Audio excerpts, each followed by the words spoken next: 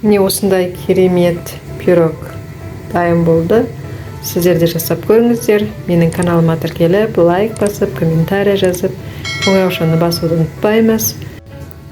Бәліш жасайын деп жатыр. Ол үшін бізге 350 грамм ұн, 180 грамм май, 2 жұмыртқа және де 100 грамм шекер, разрыхитель керек бір шай қасықпен.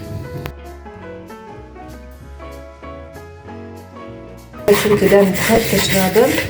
Менің каналыма тіркеліп, лайк басып, қоңыраушаны басуды ұмытпаймыз.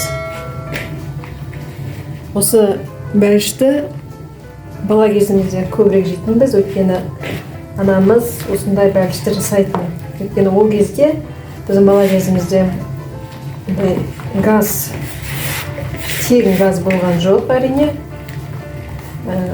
Керосинкіге жасайтын.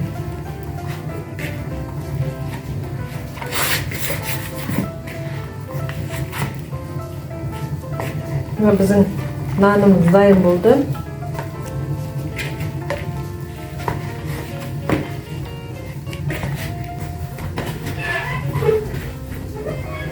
Дайын болды. Осыны екіге бөлеміз де көптеу жағын астына жаямыз. Табамыздың ішіне кішкене майлаймыз да.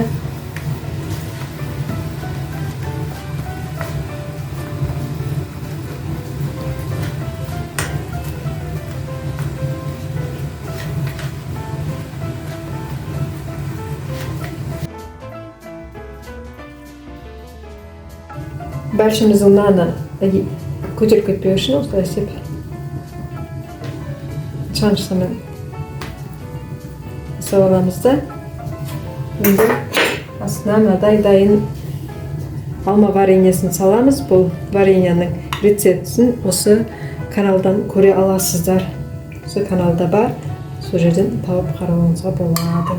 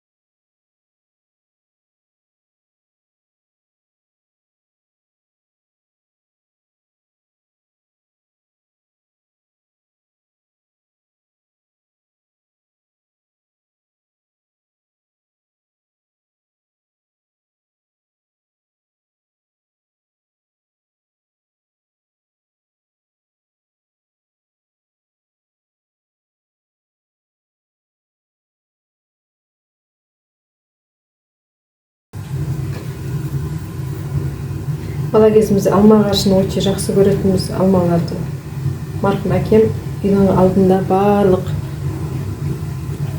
алма ағашын, түрлі жидектің бәрін өсіретін, егетін. Содан біз шетінен пайдаланатынбыз.